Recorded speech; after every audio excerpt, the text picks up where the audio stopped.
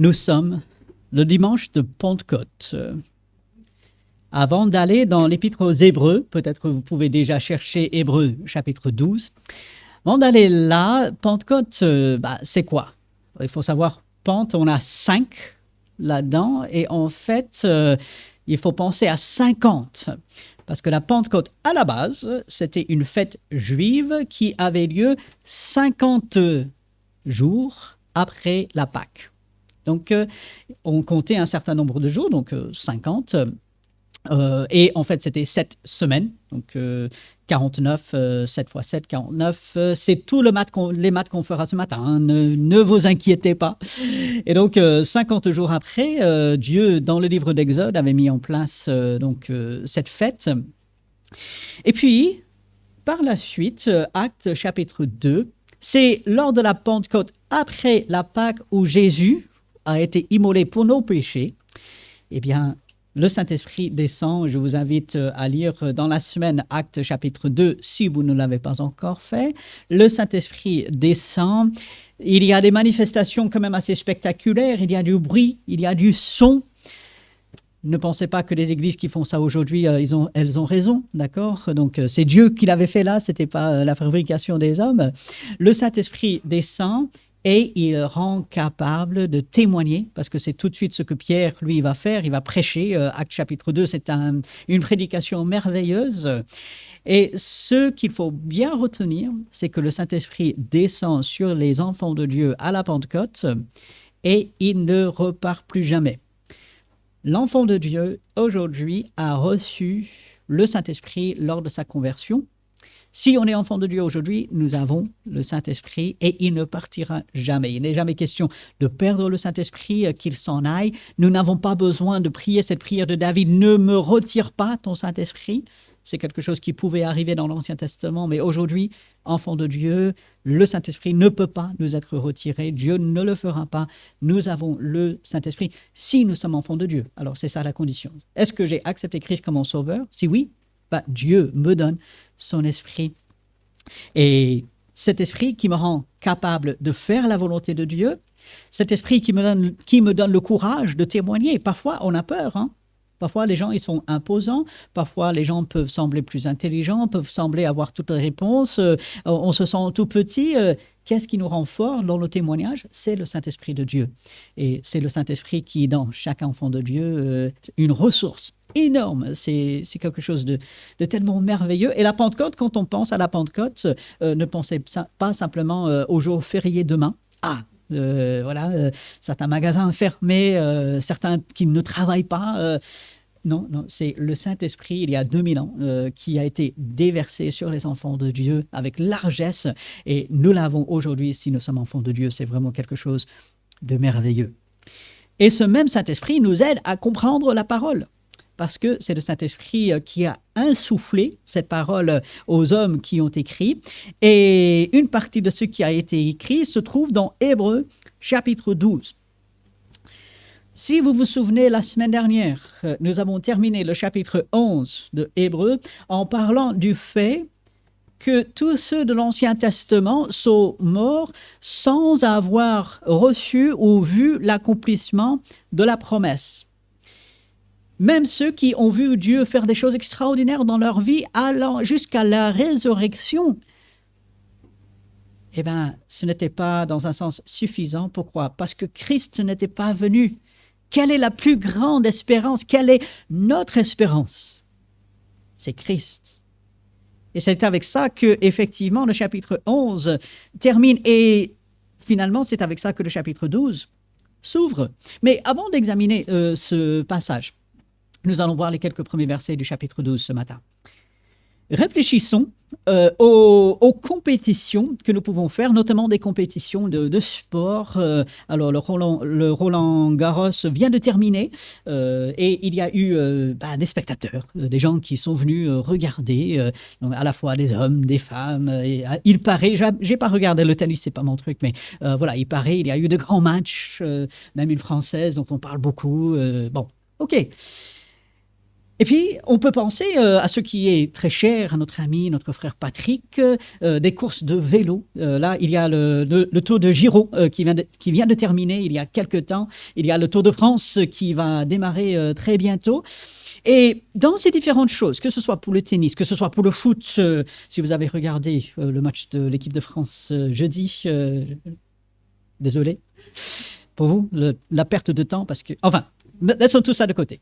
Dans toutes les compétitions, de quoi est-ce qu'on se souvient en général? Le début, le point de départ. Tout le monde est là sur la ligne de départ. On est dans la compétition, c'est le début. Et puis la fin. On se souvient du début et la fin. Et le milieu, on en fait quoi? Bon, pour ceux qui s'y intéressent vraiment, bon, ils vont être collés à l'écran, collés à la télé, écoutés sur le téléphone ou autre. Mais la plupart, au milieu, qu'est-ce qu'on fait? Ah, j'ai le temps, je vais faire autre chose. Et puis, même ceux qui participent aux compétitions, le début, c'est bien, on est tout prêt, on est tout feu, tout flamme. Et puis, quand on voit la ligne d'arrivée venir, ah là, je fais l'effort en plus, je me dépasse parce que je sais que la ligne d'arrivée, elle est juste là. Mais au milieu, alors que je suis fatigué, alors que j'ai déjà beaucoup donné, alors que peut-être il n'y a pas grand monde autour, qu'est-ce que je fais? Regardez avec moi Hébreux chapitre 12, verset 1. Nous donc aussi, puisque nous sommes environnés d'une si grande nuée de témoins. Il est tellement beau, le début de ce verset.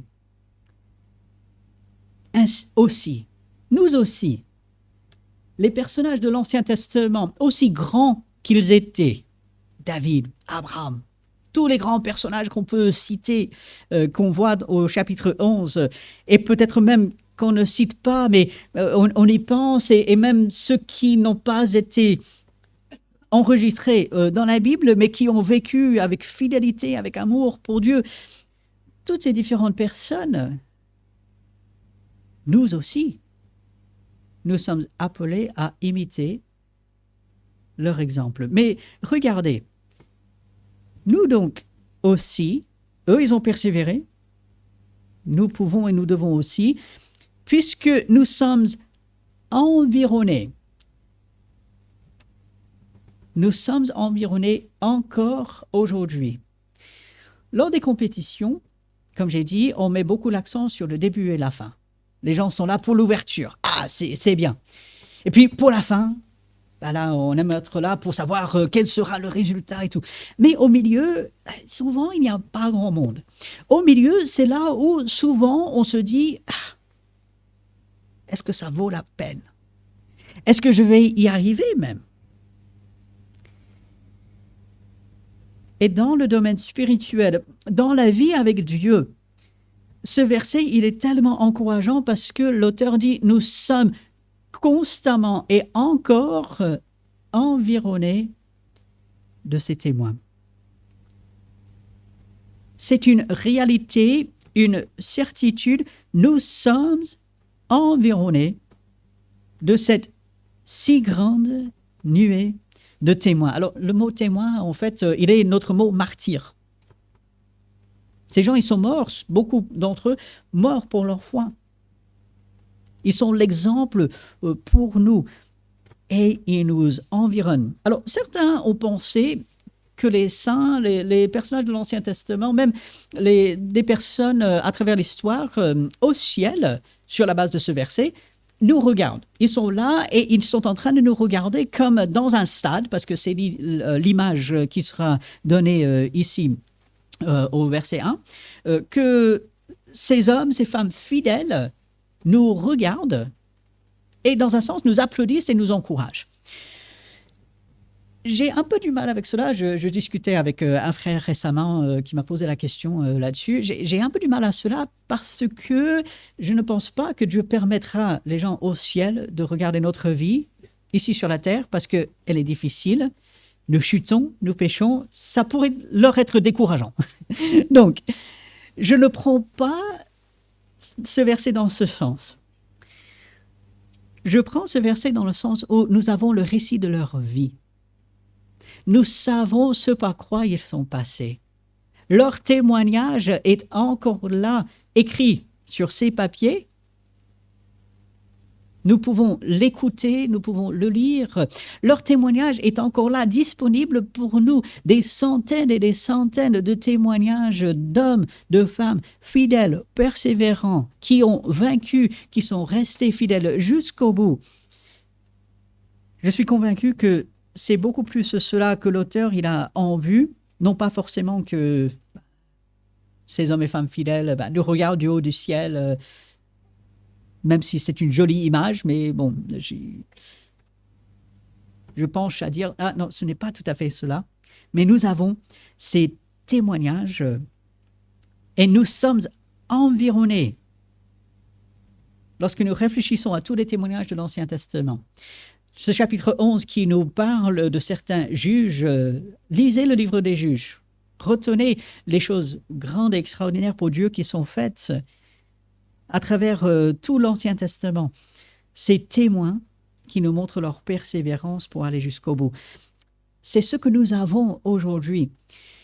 Et que nous soyons au début, ou plutôt vers le début de notre vie avec Dieu, que nous soyons au milieu, ça fait quand même quelques années que nous sommes à Dieu, que nous sommes enfants de Dieu, et voilà, on est tombé peut-être dans une routine sans grand élan. Est-ce que peut-être nous sommes plutôt vers la fin? Dieu seul le sait.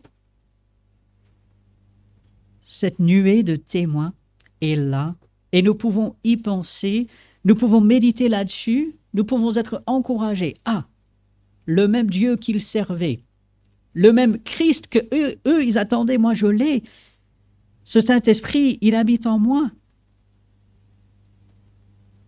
Puisque nous sommes environnés d'une si grande nuée de témoins, il y a globalement deux choses.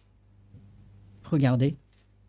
Rejetons donc tout fardeau et le péché qui nous enveloppe si facilement.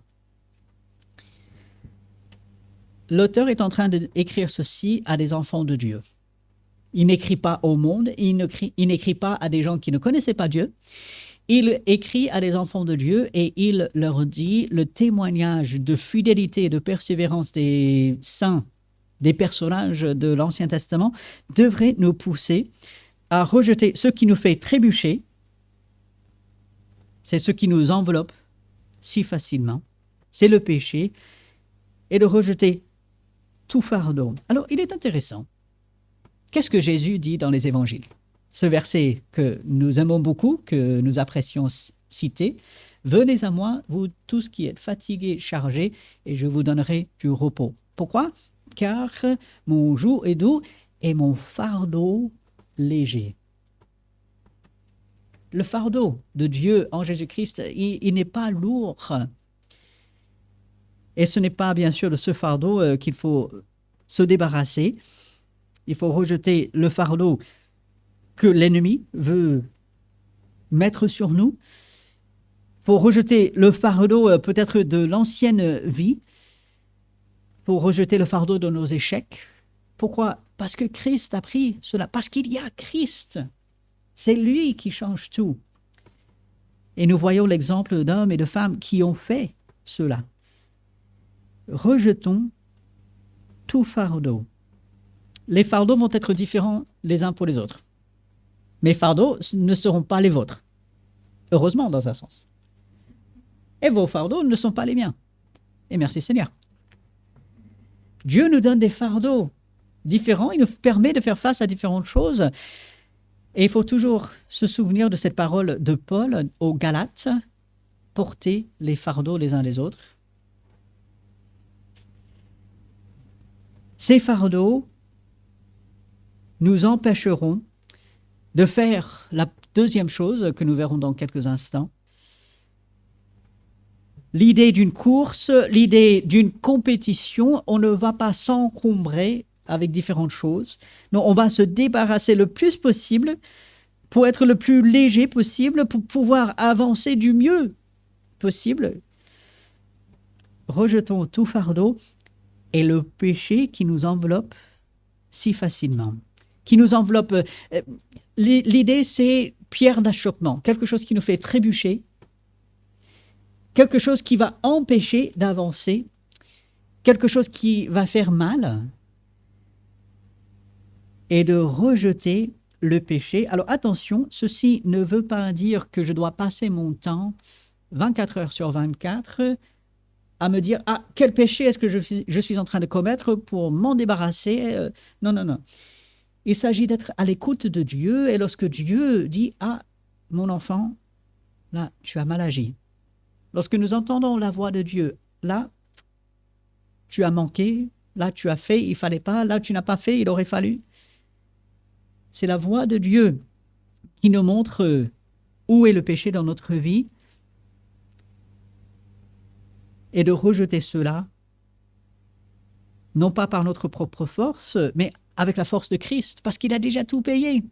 Ces péchés que nous commettons, Jésus-Christ est mort, et il a déjà payé le prix pour cela. Lorsque Jésus a dit sur la croix, « Tout est accompli », tous mes péchés étaient encore futurs. Jésus a déjà payé pour tous mes péchés.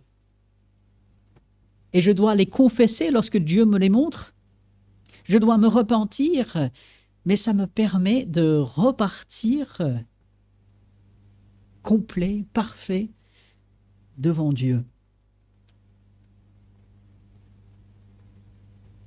Oui, nous avons cette grande nuée de témoins, des témoignages de personnes qui nous montrent que c'est possible, qui nous montrent que Dieu est à l'œuvre. Il a été et il le sera encore. Et cela nous aide, bien sûr, à rejeter, oui, ces fardeaux, nous en débarrasser, de nous débarrasser du péché qui va nous faire tomber et chuter. Et la deuxième partie de ce verset, « Et courons avec persévérance dans la carrière qui nous est ouverte. » La voie est dégagée. La voie est ouverte. Jésus-Christ l'a fait et il nous ouvre une bonne carrière, une bonne voie avec lui. Et courons. Et il est intéressant de noter que l'auteur dit courons, non pas tous au même rythme, non pas tous à la même vitesse. Non, pour certains, leur course, elle va être un peu plus lente. Certains, ça va être peut-être pas à pas. Peut-être pour certains, ça va être pas vraiment la course, mais la marche rapide. Okay, il y a je crois qu'ils l'ont intégré aux Jeux Olympiques où ils ont la pensée de le faire. C'est course à la marche rapide. Si jamais vous avez vu ça, c'est un truc assez hallucinant. Et puis, il y a d'autres qui courent en avance. Mais l'essentiel, c'est d'avancer avec le Seigneur, pas à pas. Courons avec persévérance. D'aller jusqu'au bout. Lorsque je suis encouragé, lorsque on me dit « Oui, c'est bien, vas-y, persévère, continue, continue, continue », je vais avoir plus de facilité à persévérer. Si je n'ai personne autour de moi, si, admettons, dans une course, je cours tout seul et il n'y a personne autour de moi, je vais me décourager. Je vais me dire, ça fait 5 minutes, c'est tout. Je vais dire, il me reste encore 5 kilomètres. Non, mais j'y arriverai jamais. Mais si j'ai des personnes qui me disent, ouais, c'est bien, vas-y, tu peux. Allez, avançons. Allez, on y va. Allez, là tu peux. C'est pas si loin que ça. Allez, regarde le chemin que tu as déjà fait. Regarde. Vas-y, on avance. Courons avec persévérance dans la carrière qui nous est ouverte. J'aime beaucoup cette expression, la carrière qui nous est ouverte. Parce que ça montre et ça nous rappelle que Dieu, il a un plan. Dans un sens, une course, une voie pour chacun de ses enfants. Il n'y a jamais d'exception à cela parmi les enfants de Dieu. Dieu, lorsqu'il nous a sauvés, il a préparé une voie, une carrière on peut dire, une tracée pour nous. Le monde veut nous faire croire que notre vie ne vaut pas grand-chose, que notre vie, c'est le hasard, notre vie, c'est moi qui me l'a faite. Le monde veut dire, notre vie, c'est que ici sur la terre, et puis après, il n'y a plus rien. Mais en tant qu'enfant de Dieu, de savoir que Dieu, il a un plan pour moi, et il a ouvert lui-même la voie, et il me donne la force pour persévérer, cela change complètement ma perspective. Où que je sois, quel que soit mon passé, quelles que soient les circonstances dans lesquelles je suis, quelles que soient mes fautes, mes manquements, Dieu a ouvert une bonne voie dans laquelle il veut que je persévère, et il me donne tout pour persévérer. Il me donne ces témoins qui m'entourent et qui m'encouragent. Leurs souvenirs me montrent que c'est tout à fait possible et que Dieu est bon en les aidant, et il m'aidera également. Et comme si cela n'était pas assez, on arrive au verset 2. Parce que sans cet élément du verset 2, tout ce que je viens de dire relève simplement de la bonne volonté, d'une bonne mémoire, de se rappeler ces choses, relève tout simplement d'une force qui serait en nous, par notre propre force. Mais regardez le verset 2. Ayant les regards sur Jésus. Encore une fois, le chapitre 11 nous a montré des personnes qui ont reçu des promesses, qui ont été fidèles, qui ont persévéré, mais qui n'ont pas obtenu ce qui avait été promis. Nous l'avons reçu en Jésus-Christ, ayant les regards sur Jésus. Non pas sur un homme, non pas sur une religion, non pas sur quelque chose dans ce monde, sur Jésus. Pourquoi? Parce que lui, il suscite la foi. Certaines traductions traduisent littéralement, il en est l'auteur. Il est l'auteur de la foi. Si j'ai la foi, c'est parce que Dieu me l'a donnée.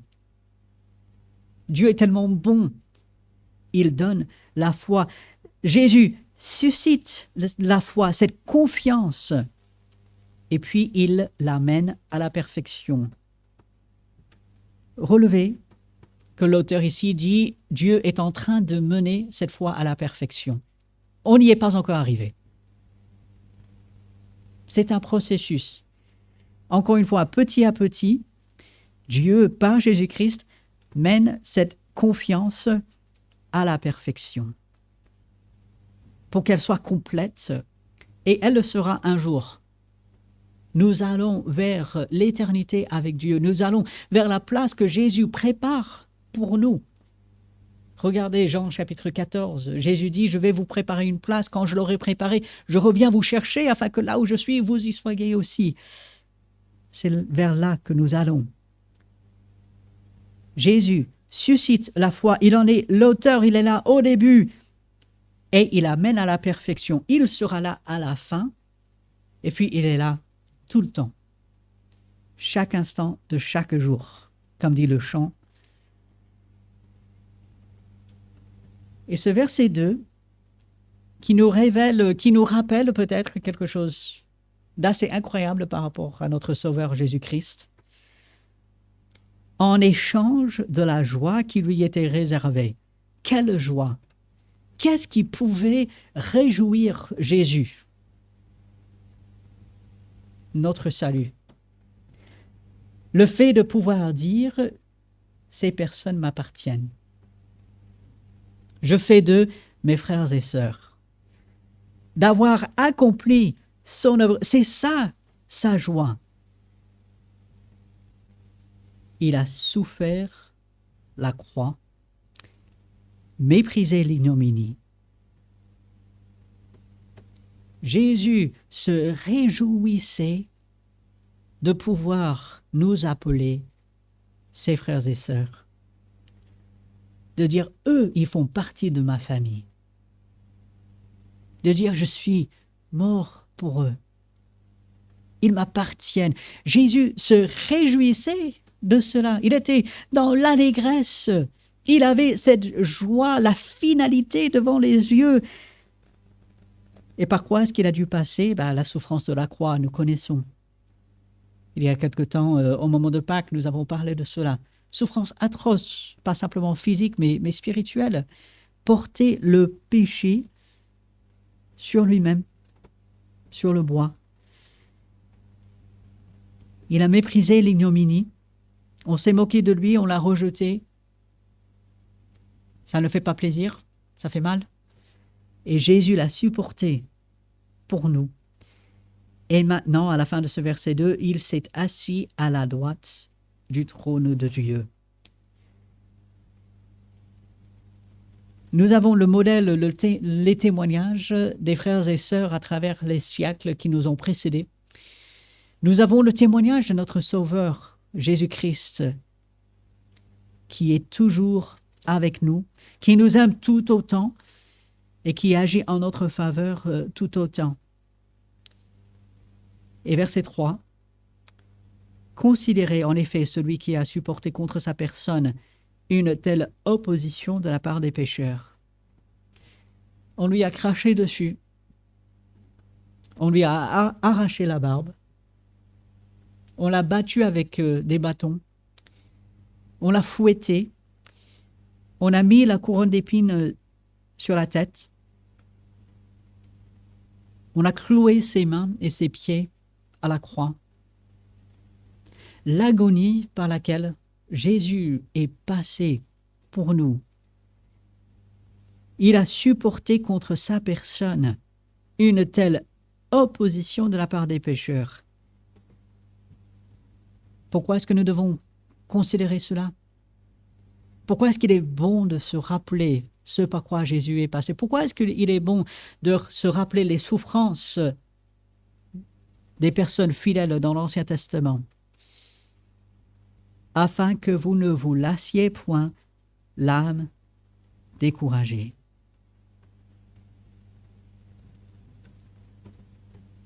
Lorsque nous regardons à Christ, on doit être émerveillé de son amour, de sa patience, de tout ce qu'il était prêt à endurer et tout ce qu'il a réellement enduré pour nous. Lorsque nous réfléchissons aux souffrances des personnages de l'Ancien Testament, ils souffraient.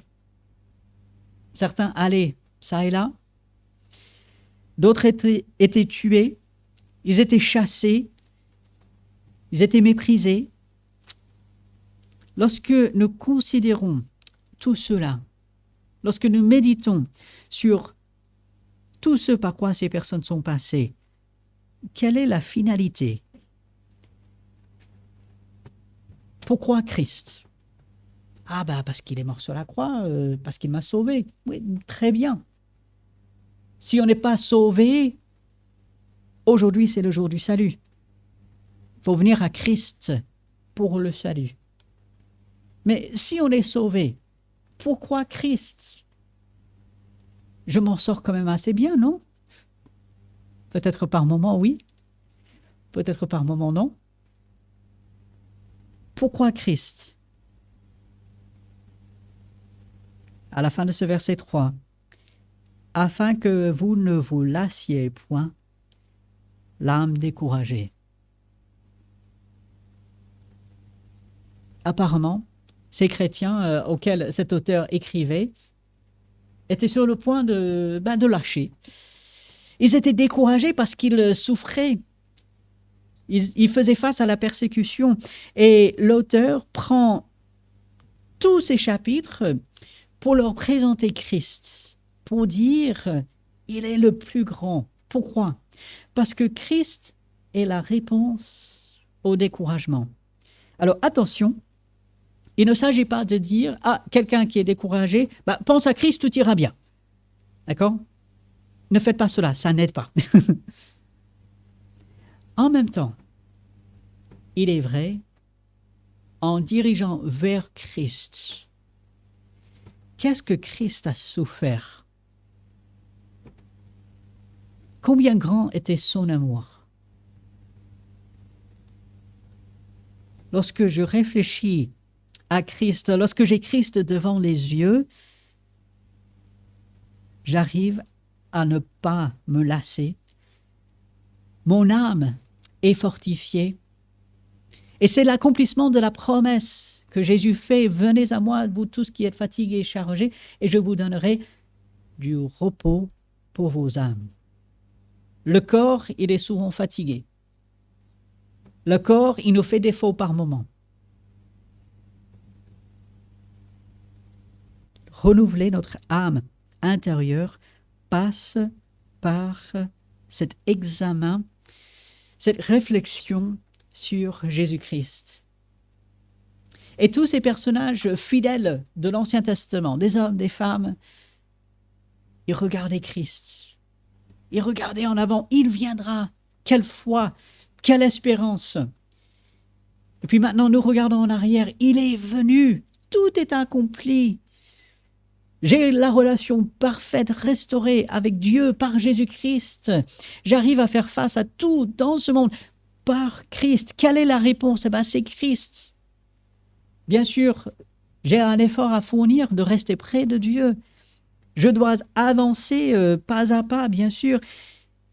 Mais le tout, c'est Christ. Et lorsque je suis découragé, lorsque, dans un sens, je n'en peux plus, lorsque, comme ces chrétiens, ces enfants de Dieu, je suis sur le point de me lasser, j'ai l'âme découragée, qu'est-ce qu'il y a? Il y a Christ. Et vous allez peut-être me dire, mais Robert, on n'est quand même pas aux bases. Ça, on le sait. Oui, j'en suis conscient. Moi, je le sais. Et je sais que vous le savez. Et je suis convaincu que ces enfants de Dieu à qui cet auteur écrivait, ils le savaient également. Mais ils en avaient besoin. Devant des situations de la vie, quelles qu'elles soient, des besoins, des difficultés, des choses incompréhensibles, des choses peut-être que nous n'arrivons pas à gérer, les choses qui durent dans le temps, les choses que nous voulons voir s'arrêter, les choses que nous voulons voir changer. Quelle est la réponse? Quelle est la finalité? Où sont nos yeux? Verset 2, ayant les regards sur Jésus. Verset 3, considérez, c'est regarder attentivement, examiner Jésus-Christ. Ça ne veut pas dire que tout partira du jour au lendemain. Ce n'est pas une recette magique comme si, prenez ceci et puis tout de suite vous allez vous sentir mieux. Non. En même temps, nous voyons que c'est vers ça que Dieu nous dirige. Aujourd'hui, je fais le choix de me focaliser sur Christ. Tout autour de moi peut me décourager, peut me décevoir. Tout autour de moi peut partir en miettes. Il y a Christ. Alors aujourd'hui, qu'est-ce que je vais faire? J'ai toute une nuée de témoins. J'ai tout comme un stade rempli de personnes qui m'encouragent. Je prends la parole de Dieu, je lis la persévérance de ces différentes personnes. Et puis j'ai Christ. Aujourd'hui, j'ai Christ si je suis enfant de Dieu.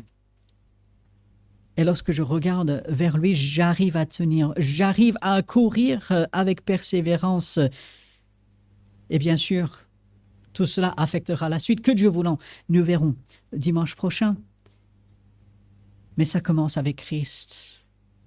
Encore une fois, vous allez dire, oui, mais et alors? C'est Christ. Où est Christ dans ma vie? Où est Christ dans ma vie? Et qu'est-ce que j'en fais lorsque les moments sont difficiles, lorsque je suis découragé, lorsque je ne vois pas le bout, lorsque je suis au milieu de cette course, je suis trop loin pour vraiment voir le début, mais je suis encore trop loin pour voir la ligne d'arrivée. Est-ce que ça vaut la peine? Il y a Christ. Christ est tout. Et en regardant vers lui qui suscite la foi, qui la démarre, qui en est l'auteur et qui promet de la mener à la perfection, je dois regarder Christ. Aujourd'hui, je regarde Christ. Demain, on ne sait pas ce qui va arriver, mais je regarde Christ. Le chant, vous le connaissez peut-être, je contemple Christ. Je regarde Christ. Il est avec moi. Alors demain, vous pouvez mettre quelque part chez vous, je contemple Christ, je regarde vers Christ. Partout où nous allons, je regarde Christ. Où est Christ dans ma vie? Il est présent, est-ce que je fais voir cela? Est-ce que je persévère? Et lorsque je chute, lorsque, oui, je tombe dans le péché, lorsque je me décourage, je reviens à Christ. Christ au centre. Et c'est lui qui m'aide. Et c'est lui qui me fait persévérer. Christ est tout. Et parce qu'il est tout, on a besoin de son aide et il aidera. Alors, pendant quelques instants, mettons l'accent sur Christ dans notre cœur, dans notre esprit, dans nos pensées, par une prière silencieuse. Appelons à son aide et ensuite je terminerai par une dernière prière pour ce matin.